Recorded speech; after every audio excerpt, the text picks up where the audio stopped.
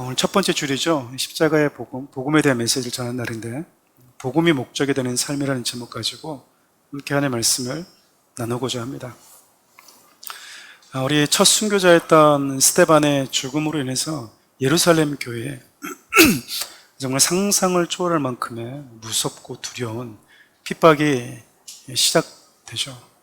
그 핍박으로 인해서 예수 그리스도의 생명을 가지고 있던 그 복음을 들었던 수많은 믿음의 사람들, 성도들이 이곳저곳으로 흩어지게 됩니다.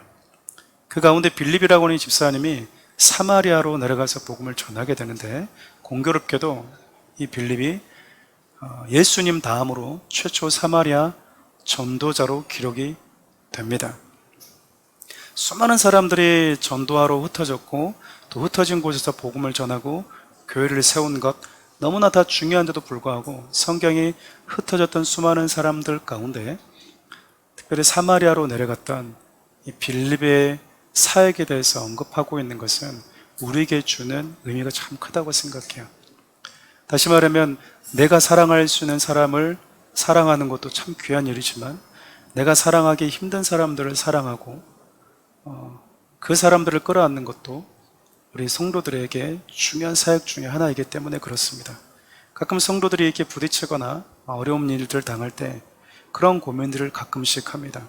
둘 다 예수를 믿고 천국에서 만날 텐데 천국에서 어떻게 살려고 하나, 그런 생각들을 가끔씩 할 때가 있어요. 그렇잖아요? 나도 천국 가고 싶고 그도 천국 가고 싶다고 하는데, 똑같이 하나님 나라의 백성이라고 하는데 그곳에서 함께 살 수 있을까? 그렇지 않으려면 무슨 연습을 많이 해야 될까요? 우리 부부들 간에 종종 그런 말을 한다지 않습니까? 이 왼수야 그러는데, 그 왼수를 위해서 기도하면서 천국 가길 바라는 분들이 많이 계시더라고요. 그 왼수와 함께 평생 사는 곳이 어디입니까? 천국이잖아요. 네. 우리 주님은 우리 마음속에 있는 모든 담들을 허물어 버리시기를 원하는 것 같아요. 그 선입견들, 나의 바람들, 나는 이렇게 복음을 전해주고 이런 사람들에게만 갔으면 좋겠는데, 하나님의 생각과 계획은 늘 우리의 생각과 또 우리의 바람과 다를 때가 많다라는 겁니다. 지난 시간 살펴보았던 것처럼 사마리아 성은요, 시몬이라고 하는 사람에 의해서, 이 거짓 마술에 의해서 미혹되었던 성이었습니다. 사람들 위해서 자칭 큰 자라고 하면서 군림했던 그 성에 겸손의 왕 대신 예수 그리스도의 복음을 들고 사마리아에 빌립이 들어간 것이죠. 시몬의 미혹을 받았던 이 사마리아 성에는 많은 사람들이 복음을 듣고 다시 예수님을 믿게 됩니다. 여러분, 이런 것들을 볼 때마다 우리가 살아가는 크고 작은 삶 안에는요, 많은 사람들이 그 무언가에 미혹되어서 지배받고 살아간다는 것을 알 수 있어요. 여러분들의 삶을 살아가는 삶을 한 번씩 이렇게 펼쳐보십시오. 나는 어떤 사고에, 어떤 생각에 미혹되어서 지배받아서 살아가고 있는가? 우리의 삶을 이끌어가는 그 무언가가 있다라는 거예요. 사람들마다.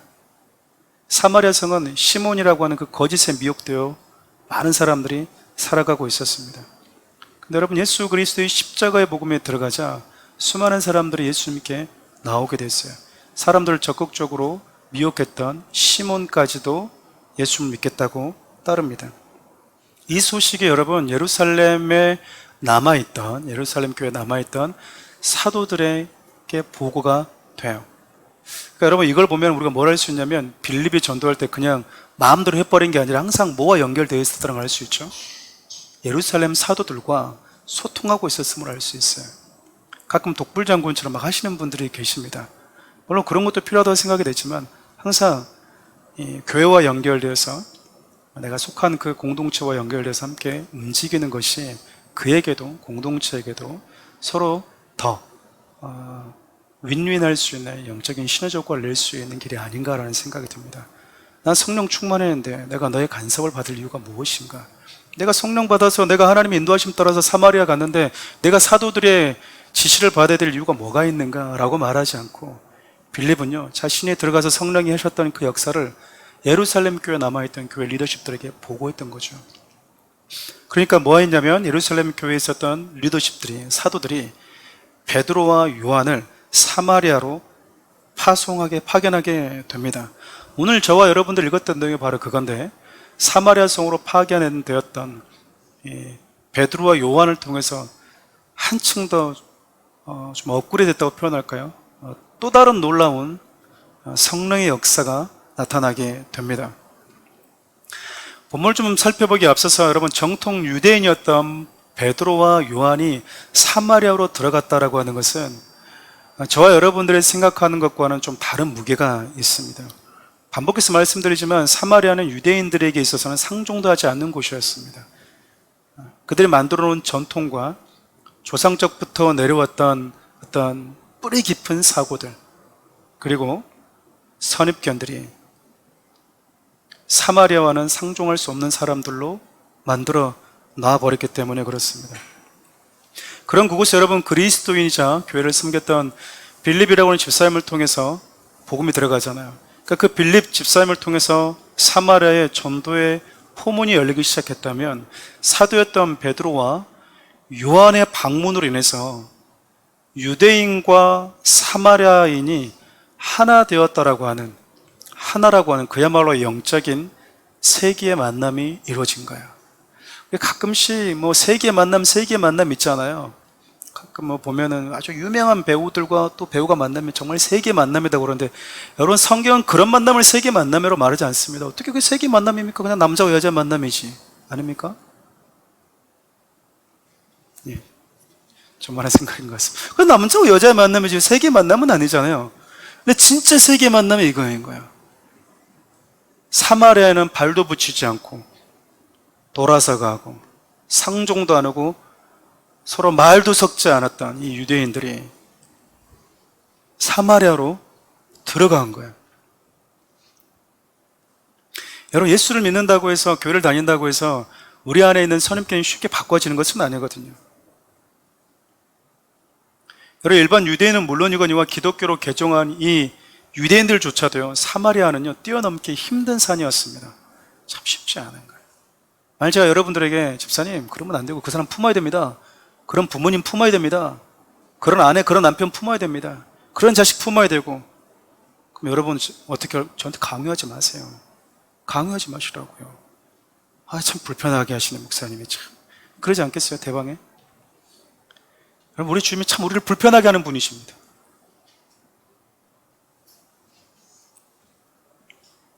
빌립의 이 복음 전해지는 이 사역을 통해서 많은 사람들이 회개하고 세례받았다 해도요, 사마리아에 대한 이 선입견이 한 번에 없어지기는 쉽지 않아요. 근데 여러분, 베드로와 요한, 이 둘이 대표 사도잖아요. 사도의 자격으로, 교회의 공동체의 리더십의 대표 자격으로 사마리아에 딱 들어감으로 인해서 그냥 그 자체가 메시지가 돼버린 거예요. 너희들과 우리는 하나다.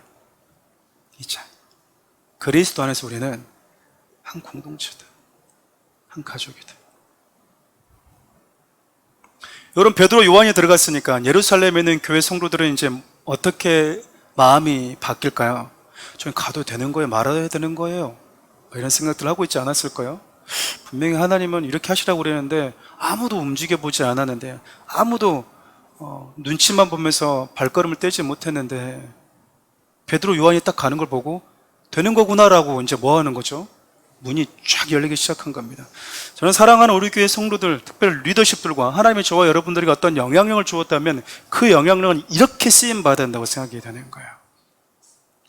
하나님이 저와 여러분들에게 찾아오실 때 주시는 메시지가 있거든요.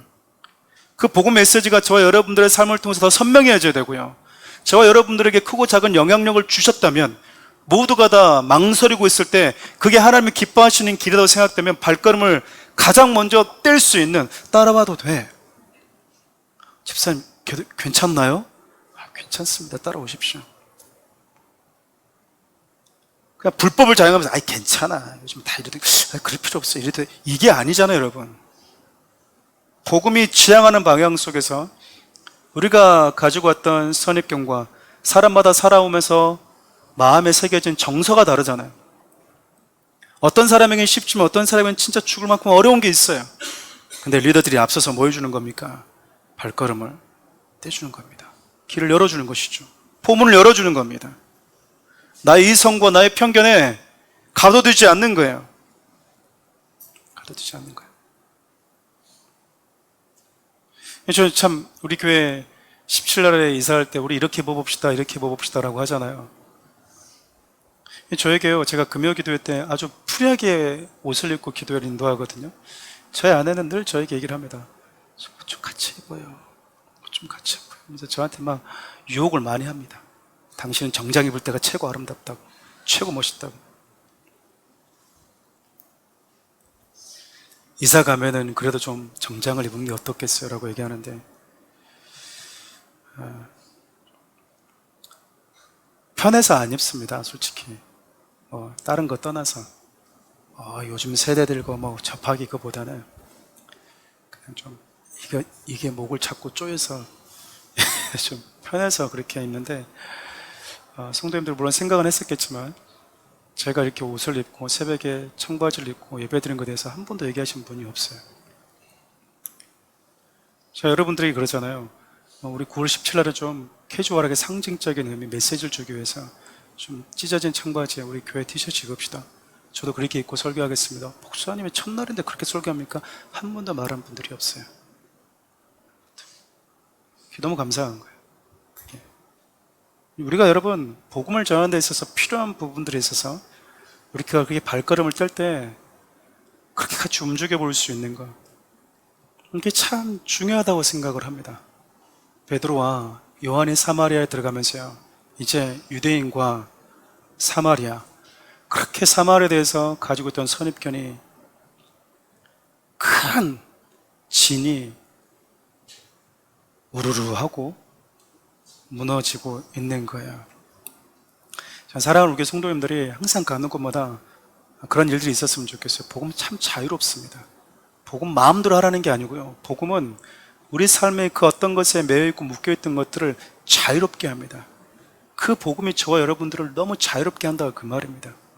지금도 여러분 많은 교회들은요, 아멘의 아자도 못 꺼내게 합니다. 손 들고 찬양하면 손 내리라고. 뭐 하는 거냐고, 지금 경망스럽게. 아멘! 시끄럽다고 혼자 마음속으로 아멘하라고. 여러분 그런 게 없는 거 같죠? 우리 주위에 참 많습니다. 많아요. 대한민국에서 드리는 모든 많은 예배가 복음이라고 하는 자유함 속에서 드려지고 있기보다는 유교라고 하는 이 편견에 사로잡혀서 드리고 있을 때가 너무나 많다라는 거예요. 여러분 삶의 현장 가운데 여러분을 통해서 복음이 더 원만해지고 아무도 가지 못했던 그곳에 여러분들이 믿음의 발걸음을 떼면서 포문을 열어내는 그런 믿음의 사람들이 되었으면 참 좋겠습니다. 그렇게 여러분 사마리아에 들어왔던 베드로와 요한이 했던 첫 번째 일이 있습니다. 바로 그 성도들이 성령 받기를 기도했다라는 거예요.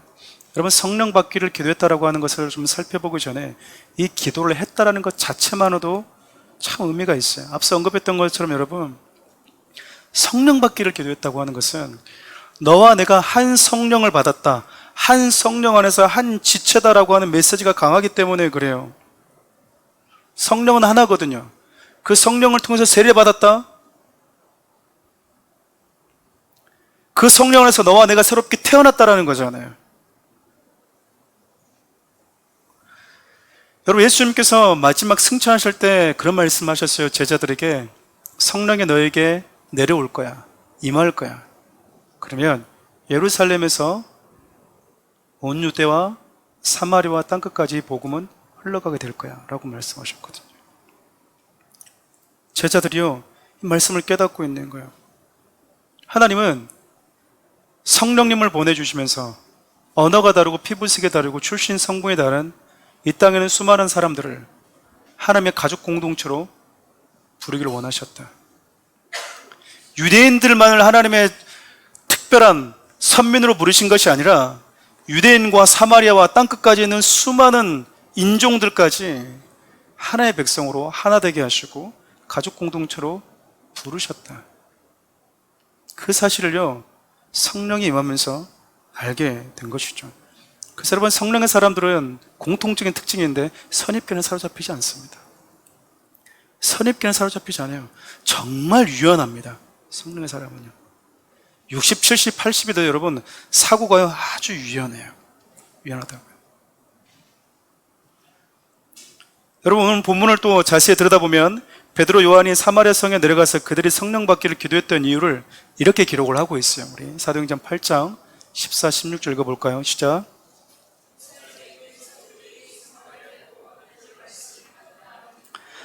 베드로와 요한을 보내매 그들이 내려가서 그들을 위하여 성령 받기를 기도하니 이는 아직 한 사람에게도 성령 내리신 일이 없고 오직 주 예수의 이름으로 세례만 받을 뿐이더라.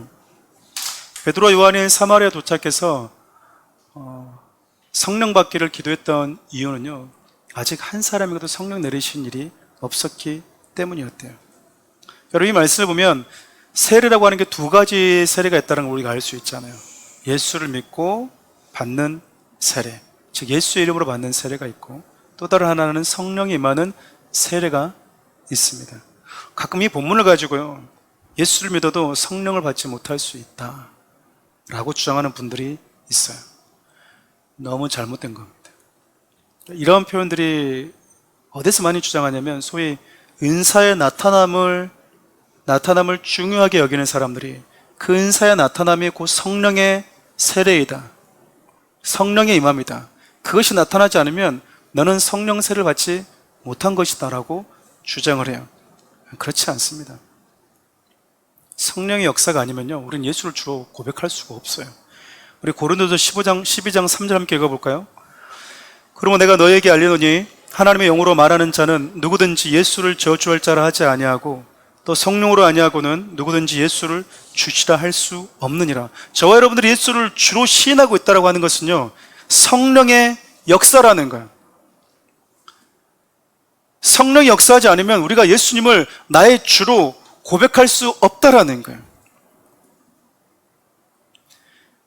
예수의 이름으로 받는 세례나 베드로와 요한을 통해서 성령이 내리는 세례 모두 다 성령의 주권적으로 부어지는 성령 세례라는 겁니다. 성령 세례라는 거예요.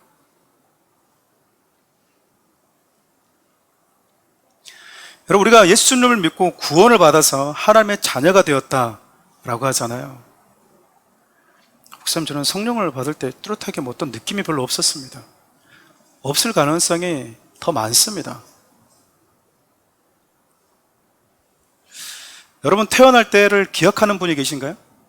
엄마의 이 자궁에서 나온 그 순간, 세상을 처음 만난 순간을 기억하는 분 있으면 손 들어 보십시오. 손 들면 안 돼요. 네, 손 들면 안 돼. 나는 그때가 기억이 난다. 돌봐줘야 됩니다. 돌봐줘야 돼, 그런 분들은. 부모는 환희 시간이지만 내가 엄마 뱃속에서 처음 세상을 나왔는데 여러분, 기억이 나지가 않아요. 내 삶의 첫 시간, 첫 순간이 기억이 안 나요. 그 짜릿함이 기억이 안 나.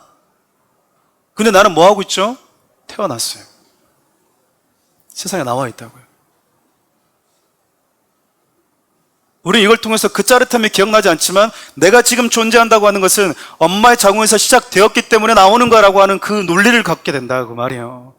우리가 예수를 주로 고백하고 있다, 그 말은 나로 하여금 이 고백을 하게끔 하시는 그분이 있구나라고 하는 것을 성경이 얘기를 하고 있다니까요. 성령이 아니고는 예수님이 나의 하나님이시고 나의 예배를 받으실 분이시고 나의 주인이시고 내 삶의 유일한 구원자입니다라고 고백할 수 없대요. 없다잖아요. 역으로 그 얘기를 하고 있다라고 하는 것은 내 느낌과 감정과 정서와 상관없이 그분이 나에게 찾아오셨다라는 거예요. 그럼 만약 그것이 아니라면, 그게 성령의 역사가 아니었다면 성령님이 우리 가운데 오시기 이전에 살았던 수많은 믿음의 사람들은 뭐가 되는 걸까요? 아브라함, 모세, 다윗, 여호수아, 사도들까지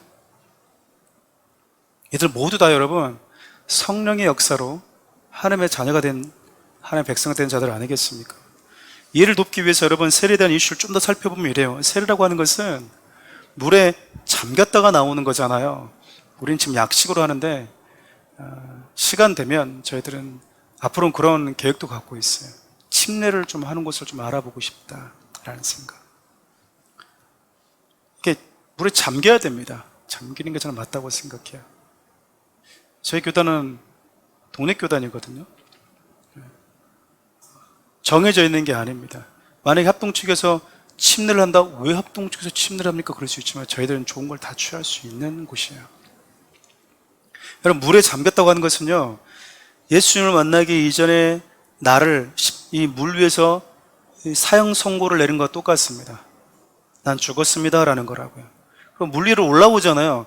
새로운 생명, 예수께 속한 생명을 가지고 나는 다시 태어났습니다라고 하는 의미예요. 그 세례는 이런 영적인 의미가 담겨있는 영적 퍼포먼스인데, 진짜 세례는 그렇습니다가 아니라 진짜 그런 거예요. 참된 세례는 여러분, 형식적인 세례를 안 받아도 예수 그리스도 나의 구주로 믿는 그 순간에 내 영혼 안에서 태어나는 하나님의 역사이기 때문에 그래요. 하나님의 역사입니다. 이 사건이 여러분 필연적으로 성령님의 개입이 있어야만 가능하다는 거죠. 우린 예수를 믿을 때 성령님의 내주하시는 놀라운 성령세를 받게 됩니다. 하나님의 자녀로 태어나는 것이죠. 죽음에 잠겨있는 자들이 그 죽음을 밟고 일어서는 겁니다. 그 물에서 나오는 거예요. 베드로 요한을 통해서 여러분 성경은요, 신분의 변화를 가져오는 성령이 내주하시는 그 성령 세례에 만족하지 말고 성령님께 나의 삶을 다 내어드리고 그분이 내 삶을 주권적으로 사용하실 수 있도록 권능 있는 삶을 살아라는 거예요. 그래서 여러분, 마틴 로이드 존슨 목사님은 성령 세례는 하나인데 이 성령 세례에 대해서 우리가 설명할 때 논리적인 이해를 돕기 위해서 성령의 일반 세례와 성령의 능력 세례로 나누어서 설명하기도 했습니다. 좀 탁월한 소개라고 생각을 해요. 여러분, 제자들이요, 오순절 성령의 충만한 세례가 임하자 무슨 일이 벌어졌죠? 일단 죽음을 두려워하지 않아요. 그리고 여러분, 적극적으로요, 자신의 인생을 예수님께 내어드려 버립니다. 예수를 믿고 교회를 오가는 신앙에서 멈춰 있는 것이 아니라 적극적으로 그분께 내 삶을 내어드려 버렸다, 그 말이에요. 성령의 권능으로 내 삶을 지배하실 수 있도록 했다라는 거잖아요.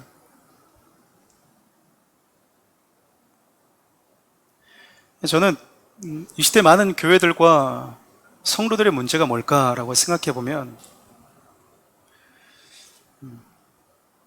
너무 깊이 빠져들지 않으려고 한다라는 거예요. 그분께 그냥 적당히 예수님 살아계신 거 알겠고 예수님 고마운 거 알겠고, 그런데 적극적으로 그분께 내 삶은 내어드리고 싶지는 않아요. 성령님께 자신을 적극적으로 완전히 내어드리는 성령의 권능을 원치 않습니다. 원치 않아요.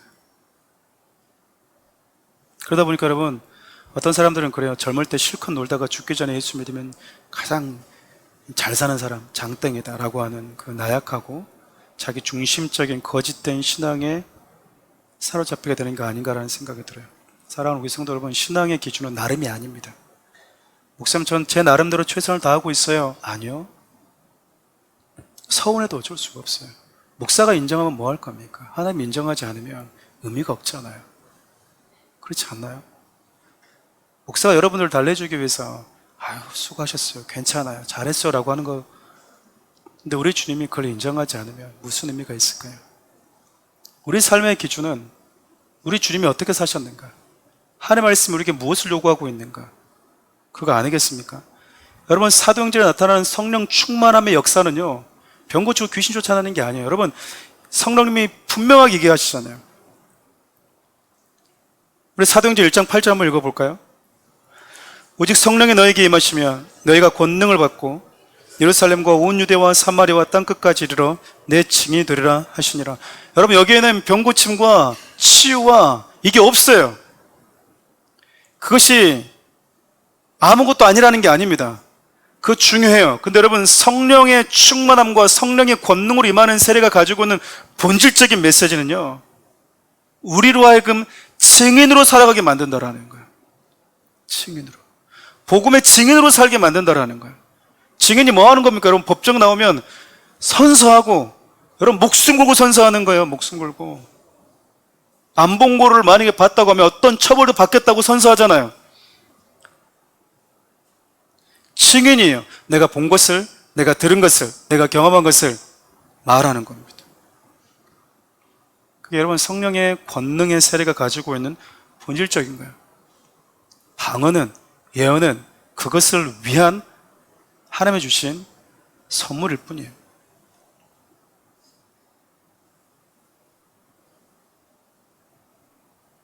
방언을 한다고 해서 여러분, 예언을 한다고 해서 그 사람은 성령 받은 사람, 성령이 충만한 사람, 귀신을 쫓아냈다고 해서, 병을 고쳤다고 해서 그 사람이 하나님이 인정한 사역자 아닌 건 성경에 나와 있는 건 다 알잖아요. 하도 많이 언급했으니까. 내가 주 이름으로 귀신 쫓아내는데, 내가 주 이름으로 하나님 수많은 일들을 했는데 우리 지금 모른다고 하잖아요. 그럴 수 있다라는 거예요.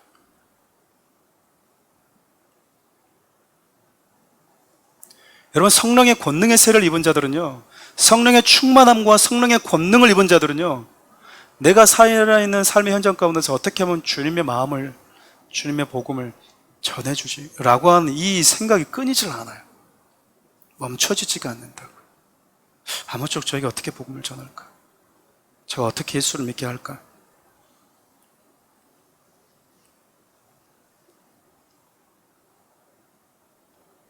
그러니까 여러분 생각해 보세요. 베드로 요한이 사마리아로 들어가서 안수를 해준 거예요. 마치 예루살렘과 유대인이었던 자기에게 성령이 부어졌는데 그 성령 부어진 게 자기를 통해서 또 뭐 하는 거죠?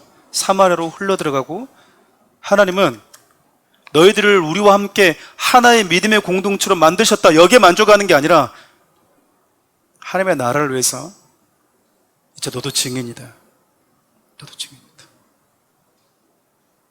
내가 너에게 세례를 주고 있지만 이걸 가지고 목사님이 세례하면 성령 받는다. 여러분, 오늘 본문은 그런 내용이 아니라니까요. 목사님을 통해서 성령 임할 수 있어요. 기도를 통해서. 근데 오늘 본문은 적어도 그런 의미보다는 예루살렘에서 시작되고 유대인에게서 시작되는 그 복음이 베드로 요한을 통해서 사마리아로 또 흘러갔다라는 거예요. 그 이야기는 너와 나는 그리스도 안에서 한 형제야, 우리끼리 그냥 가족이니까 목사님 너무 가족같이 좋아요라고 그냥 그렇게 사는 것에 만족하지 말고, 내가 지금 너에게 왔던 것처럼 너희들에게도 또 다른 사마리아가 있지 않겠냐. 너희들도 나름대로 담을 쌓고 살고 있던 또 다른 이웃이 있지 않느냐. 다 헐고 뭐 하라는 거예요? 주님이 나를 찾아오셨듯이, 내가 너를 찾아갔듯이 너도 뭐 하라는 거죠? 찾아가서 그의 인생 가운데 삶의 이유와 목적이 무엇인지, 네가 누구인지를 그 말해주라는 거예요. 여러분, 조금 표현을 좀 제가 극단적으로 해보겠습니다. 방언은 나타나고도 방언하고 예언은 그럼 어쩌자라는 거예요. 제가 쥐 했더니 다 방언을 했어요. 어쩌자고요. 샬라샬라샬라 했어요. 뭐 할 거예요 그래가지고. 방언을 왜 줬는데요?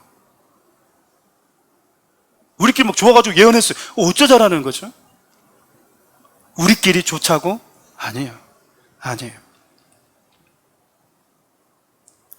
땅끝까지 일어서 그리스도의 생명의 증이 되는 그 자격이 주어지고 있는 거예요. 이게 여러분 너무나 중요합니다. 너무나 중요해요.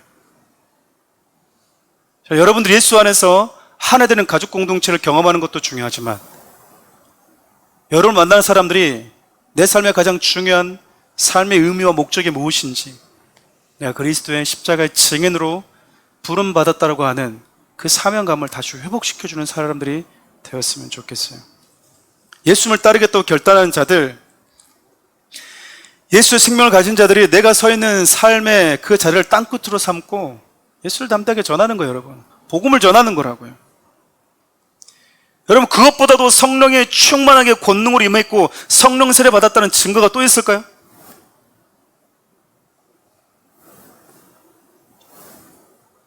방언했다고 해서 성령을 받았다, 예언하기 때문에 성령을 받았다, 절반은 맞는데 절반은 틀립니다.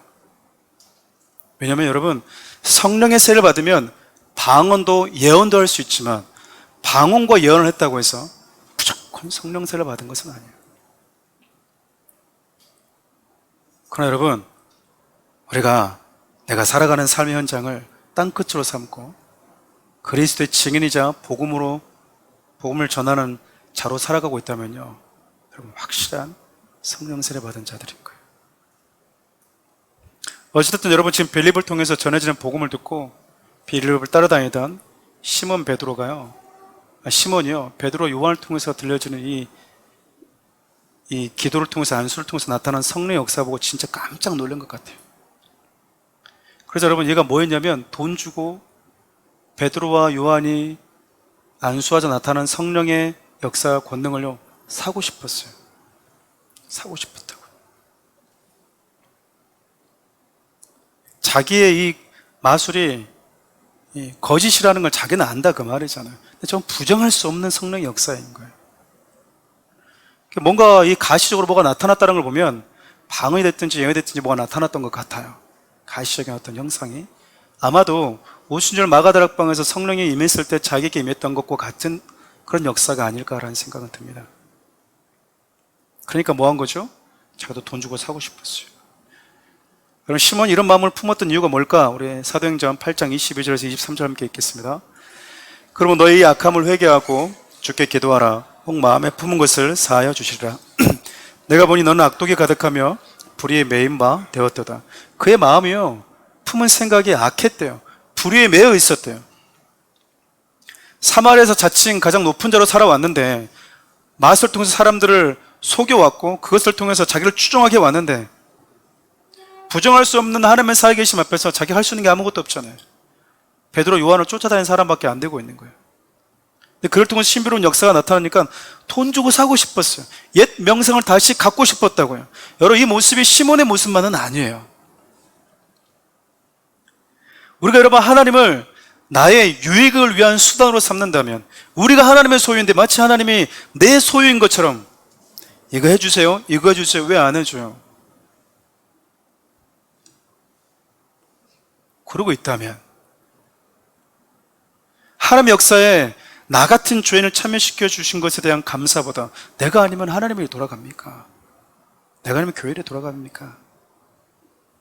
나의 이 신앙도 나의 멋짐을 누군가에게 보여주는 액세서리 정도로 생각한다면, 권사님은 어떻게 그렇게 기도를 잘하세요? 어떻게 예배를, 권사님은 어떻게 신앙이 이렇게 좋으세요? 액세서리로 생각한다면 여러분, 우리 시몬과 똑같은 사람이에요. 똑같은 사람이에요. 예전에 제가 그 학창시절 때 앞에서 찬양을 정말 열심히 하는 전도사님이 계셨었어요. 기도원에서. 그때 처음 배웠던 곡이 감사 감사 예수, 감사 감사 예수였거든요. 막 뛰며 찬양하죠. 지금 뛰는 분들 많잖아요. 근데 그때는 뛰는 분들 많지 않았거든요. 뛰면서 주님을 찬양하죠. 여러분 다 손 들으시라고. 왜 찬양할 때 주무시냐고. 주님을 찬양하는데 할렐루야! 딱 끝나고 내려오면 설교 시작할 때부터 그분은 계속 주무신 걸 봤어요. 주무시더라. 주를 위해서 목숨을 걸어야죠! 막 앞에 데서 오다가 설교할 때 주무셔. 저는 그때마다 뭐지 이게? 너무 헷갈리더라고 이게. 그래서 끝나고 나면 여러분, 목사님도 아닌데 그 나가는 그 입구에서 기다리는 거예요. 다 뭔 말 들고 싶은 거예요? 은혜 찬양이 너무 은혜스러웠어요. 아이 주님께 영광 이러고. 저는 좀 이해가 안 되더라고요. 주님께.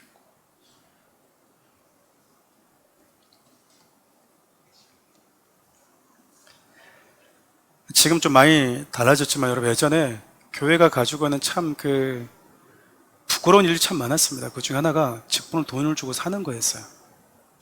거래하는 거죠, 거래. 제가 보았던 교회 중에 가장 그 큰 것은 장로님이 되려면 1억이 있어야 되고 권사가 되려면 5천만 원이 있어야 돼요. 그래서 그렇게 해서 교회비 다 감다고 하더라고요. 저는 그렇게 물어보면 그래요. 아니, 장로가 되고 교회가 좀 중직자가 될 정도면 이 정도의 물질에 대한 통관이 있어야죠. 저는요 10%는 동의해요. 90% 결코 동의할 수 없어요. 왜냐하면 그 목사인 우리는 돈 주고 목사가 됐나? 여러분, 장로가, 권사가 5천만 원이고 장로가 1억이면 목사는 한 얼마 정도 줘야 될까요?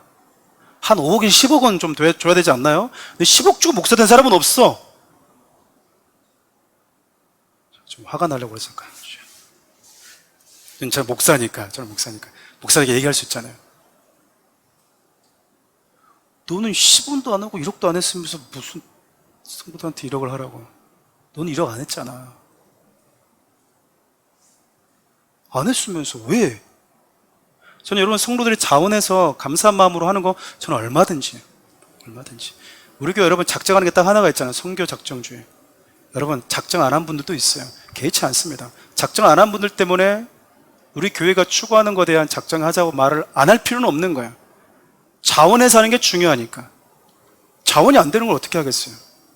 그렇지 않나요? 근데 여러분, 자원이 안 되는데 당신 장로가 되려면 이렇게 해야 되고요, 권사님은 5천만 원 해야 돼요. 만약에 제 동기가 그런다면 너는 얼마 할래? 목사 됐는데. 좀 그렇게 물어볼 것 같아요. 이게 무슨 일입니까, 이게? 여러분, 대형교회 다니는 많은 중직자들 중에 어떤 분들은요, 소수의 어떤 분들은요, 교회를 못 옮기세요. 맨날 교회 욕합니다. 저는 담임 목사님이 변질될까봐 악역을 맡을 뿐입니다. 이런 분들이 있으세요. 안 나와요. 목사님 설교가 몇 달 전 했던 건데 이러면서 막 그래요. 안 나와요. 그래도 그 집에 가서 여러분, 다른 게 목사님 설교 듣고 있어요. 은혜 받았다고. 그렇게 철이 없을까? 왜 안 나온 줄 아세요, 여러분? 경조사 때문에 못 나온대요. 경조사 때문에. 재밌죠?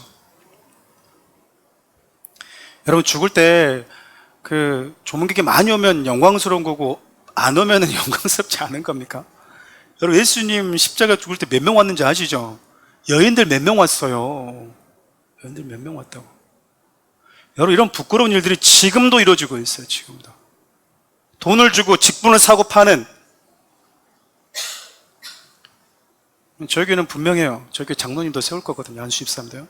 장로님은 담배 술하면 절대 안 세울 겁니다. 철칙이. 기준이 딱 있어요, 저 안에는.